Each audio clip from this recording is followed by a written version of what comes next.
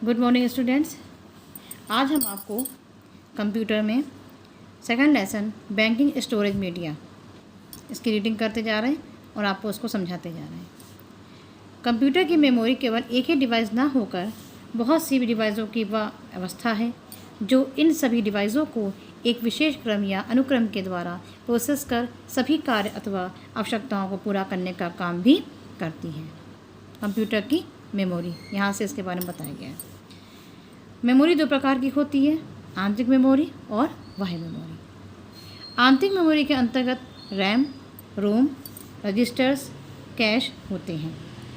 Computer की आंतरिक memory की गति बहुत तेज़ होती है, लेकिन महंगी होने के बाद भी इसकी संग्रहण क्षमता अत्यधिक सीमित होती है। कंप्यूटर में डाटा संग्रह करने के लिए एक सस्ती तथा वृहद मेमोरी डिवाइस की आवश्यकता होती है। इस आवश्यकता की पूर्ति बैंकिंग स्टोरेज मीडिया या बाह्य मेमोरी डिवाइस द्वारा होती है। अब बैंकिंग स्टोरेज मीडिया क्या है? बैंकिंग स्टोरेज मीडिया वह माध्यम है जिसमें हम भविष्य में प्रयुक्त होने वाले डाटा व प्रोग्राम्स का स्थायी संग्रहण करते हैं। मतलब स्थायी रूप से वह आपके पास संग्रहित हो जाती है।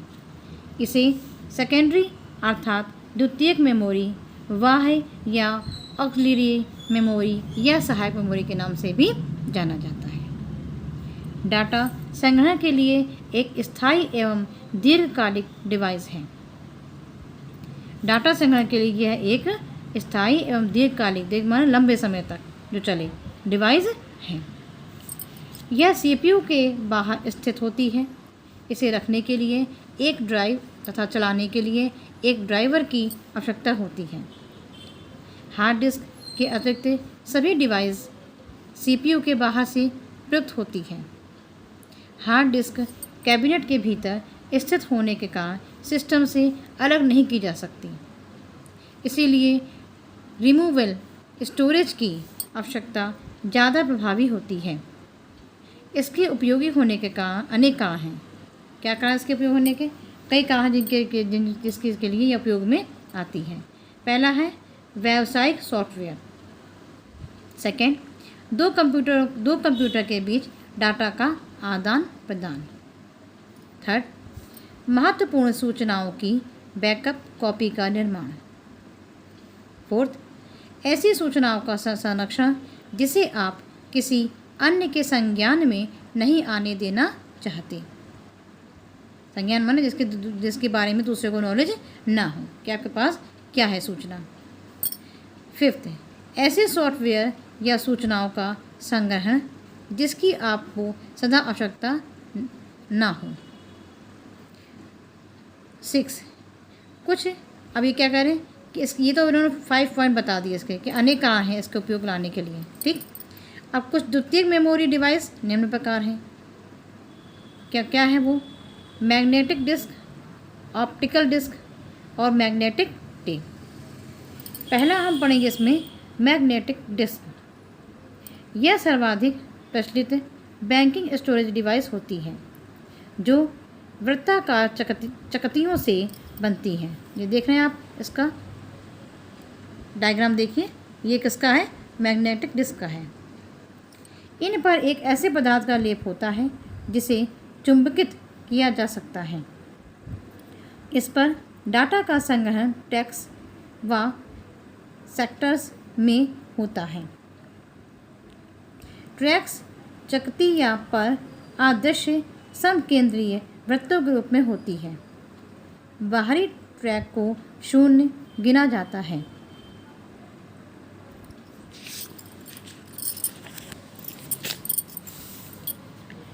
जैसे जैसे केंद्र की ओर आते हैं, ट्रैक्स की संख्या क्रमशः बढ़ती जाती है।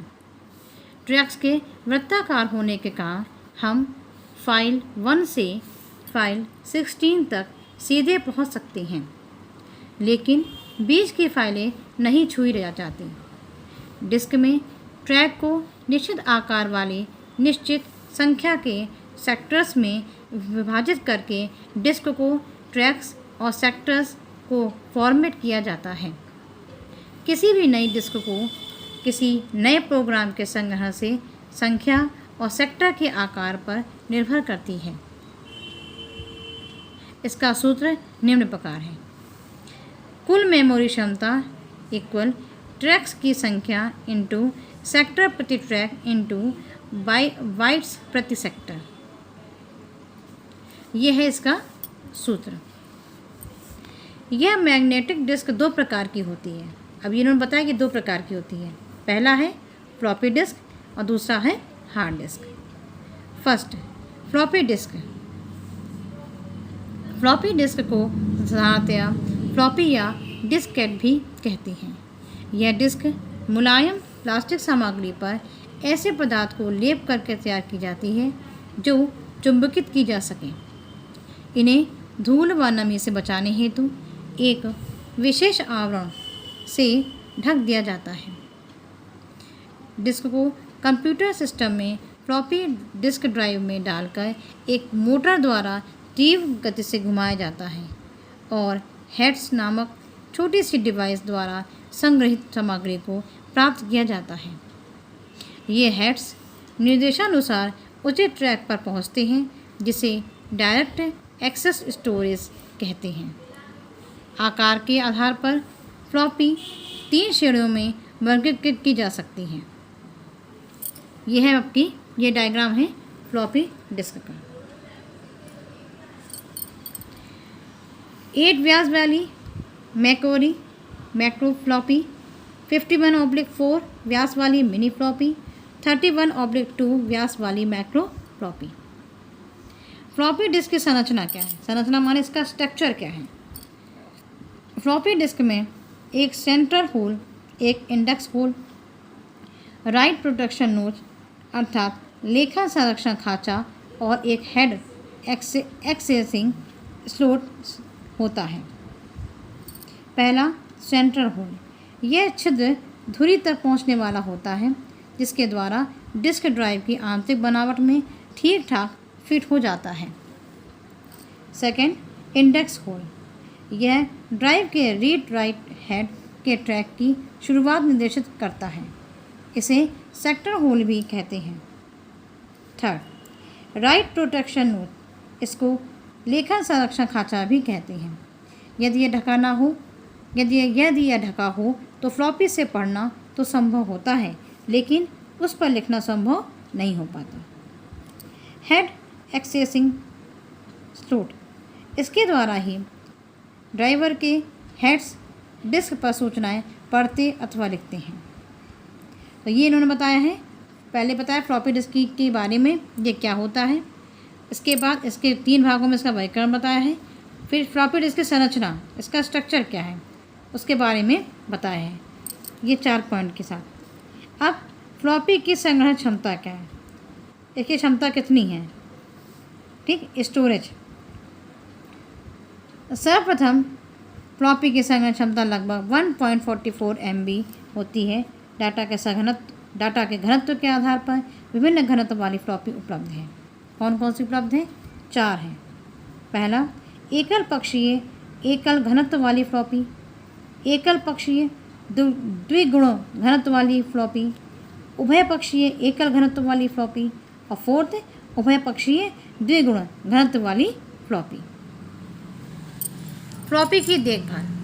अब इसकी देखभाल के लिए क्या बताया इन्होंने कि फ्लॉपी की सर्वोत्तम सेवाएं प्राप्त करने के लिए निम्नलिखित सावधानियां रखनी पड़ती हैं। पहला, फर्स्ट, फ्लॉपी के खुले हुए भागों को स्पर्श नहीं करना चाहिए। सेकंड, फ्लॉपी को धूल, नमी व गर्मी से बचाना चाहिए। थर्ड, फ्लॉपी के पास कोई चुंबकीय पदार्थ नहीं रखना चाहिए। फोर्थ, फ्लॉपी को ड्राइव में उचित ढंग से ही डालना चाहिए। फिफ्थ, फ्लॉपी को सिस्टम के चालू होने के पश्चात ही ड्राइव में डालना चाहिए और सिस्टम बंद करने से पहले ही ड्राइव से निकाल देना चाहिए।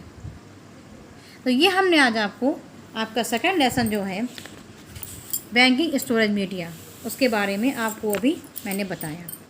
2 के बारे में बताया, इसमें फ्लॉपी डिस्क और फ्लॉपी डिस्क के अंतर्गत ही क्या क्या है, इसकी देखभाल करना है, ठीक। इसकी संरचना है, इसकी क्षमता क्या होती है, संग्रहण क्षमता, इसके बारे में बताया। नेक्स्ट वीडियो में आपको हम इसके हार्ड डिस्क के बारे में बताएंगे।